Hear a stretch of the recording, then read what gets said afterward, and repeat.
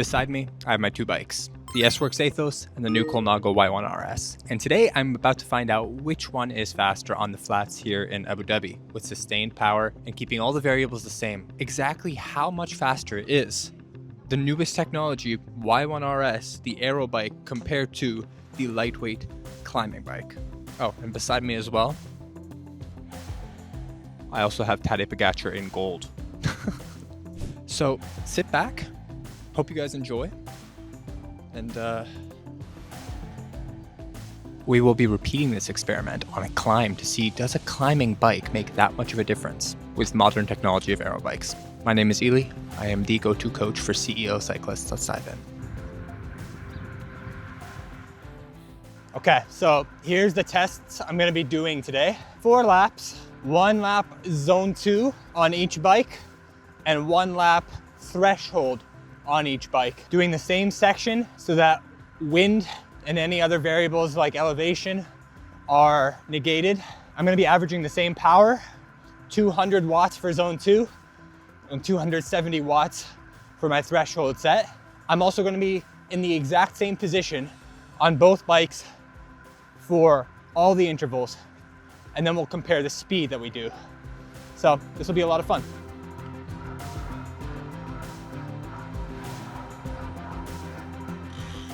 So just to be fair, we're gonna start from a complete stop, so we don't have any added speed coming in just from momentum from the last lap. Let me go to right here, and then I'll click lap, come to a complete stop, and then we'll go. All right, lap time is right there.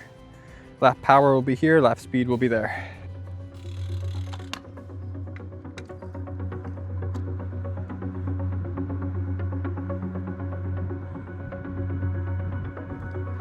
All right, 205 watts so far.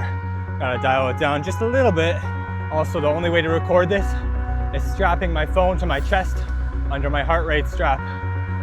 So, a little sketchy, but we're doing what we can. The position I'm in is on the hoods with a very slight bend in the elbows. Not fully aero, but I'm gonna get a little bit more aggressive for our threshold set. Okay, threshold set coming up. I'm gonna be in the drops. Again, slight bend in the elbows. In 3, 2, 1.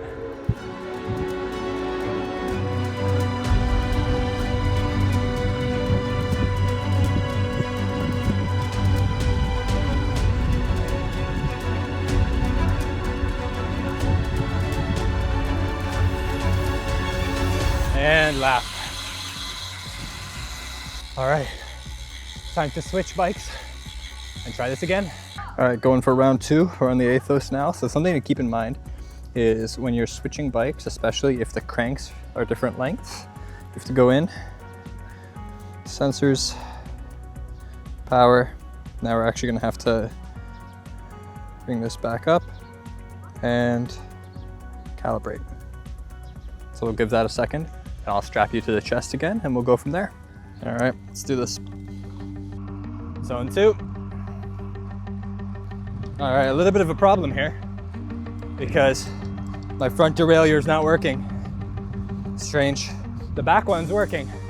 The front one's not, so I'm not able to get into a harder gear. Which is a little bit of a problem. Battery critical, no wonder. The Di2 is dead. All right, well, we're just gonna do this really high cadence. Sitting at 95 in zone 2. So the next lap is gonna have to be a high cadence lap because I simply don't have access to my front derailleur. Meaning, it's important that we practice high cadence beforehand. It's a good thing I've been training, doing some fast pedal drills already. What cadence is at 112. So let's change this to cadence. This next lap is gonna get the heart rate up for sure. All right, 3, 2, 1, go.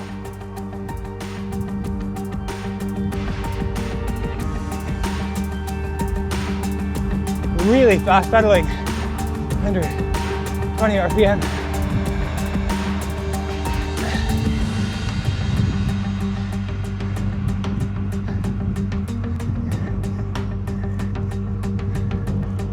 and lap.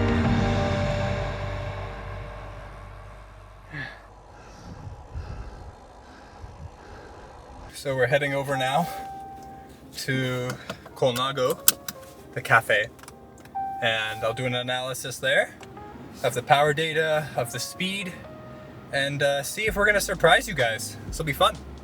To be honest, I think the Aethos could have done better, but because the Di2 was completely dead, not completely dead, but battery critical, so they didn't let me shift the front derailleur, only the rear one. So we were maxing out. I think we even hit a cadence of around 120 RPM, maybe even higher. But I think it could have gone even faster, to be honest, if I had better gearing. Let's see, will the Y1 win or will the Aethos win? So just to give you guys some perspective, the Y1 is sitting at 7.8 kilos with the Garmin and the power meter, whereas the Aethos with the Garmin and power meter is sitting at 6.7 kilos. So there's about a 1.1 kilo difference there. But obviously, as you know, the Aethos is round tubes, exposed cables, and all of that funky jazz. So whereas the Y1 is one of the most aerodynamic bikes at the moment with this kind of technology. All right, let's go in.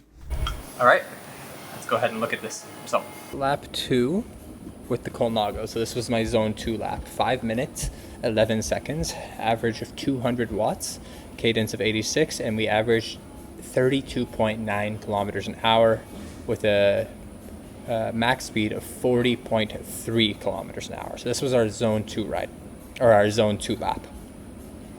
Then our threshold lap with the Colnago, we averaged 267 watts, heart rate 163, cadence of 93, and an average speed of 37.6 with a max speed of 45.2. Obviously these were short, it was only 4 minutes 38 seconds. It was not an insanely long lap, but I wanted to keep things consistent. Now on the Aethos, we did 200 watts, exact same. Heart rate 145, cadence of 95, so a little bit higher, and an average speed of 32.7 kilometers an hour. So compared to this, 32.7, 32.7. Very similar. 516 here. And for our threshold lap, we did 262 watts, a little bit less, but look how high the cadence was. Average of 105 with a max of 126. And we averaged 36.7 kilometers an hour. So 36.7 compared to over here 37.7. It's a whole kilometer an hour slower, which, I mean, a kilometer in 1 hour can make a pretty big difference. That being said, for the zone 2 lap, so we did over here 32.7 and over here 32.7, exact same. So in my opinion, when you're moving at speeds under 35 kilometers an hour, and again, my opinion, I haven't done a wind tunnel, I'm not doing anything like that, but at those speeds, there's a healthy balance of aerodynamics and weight. In this case, the aerodynamic gain I got from the Y1RS was equal in performance benefit, you could say, to the weight benefit I got from the Aethos. But at higher speeds, obviously aerodynamics is going to make a much bigger difference compared to weight. At lower speeds, weight's going to make a bigger difference because you're literally lugging around less weight. So on the Aethos, I'm lugging around a whole kilo and a bit less than the Y1. But when you're moving above 37 kilometers an hour, the Y1 is going to make a bigger difference. And you can even see the max speed difference. In the Colnago, we hit a max speed of 45.2. With the Aethos, we hit a max speed of 44. Now that being said, there was 5 watts, if you want to include that, 5 watts unaccounted for with the Aethos. I don't think that 5 watts would have added a whole kilometer and a bit per hour difference, but those are the results. Let me know what you guys think. Are you surprised? Do you think there would have been more, would have been less? At higher speeds, so let's say you're descending, or you're doing group rides, or your threshold or your zone 2 is way above mine, where you're averaging 250 watts, 280 watts, 300 watts on a ride, then a more aerodynamic bike is going to make a much bigger difference, unless you're climbing a lot. And if you really want to, you could go the best of both worlds, where you have a really light aerodynamic build. I think Patrick from Sky Bikes, where I bought my Y1, had a really ultra-light Y1RS sitting around 6 kilos. So if you really wanted to, you could do that and get the best of both worlds, light and aero. But that's the difference.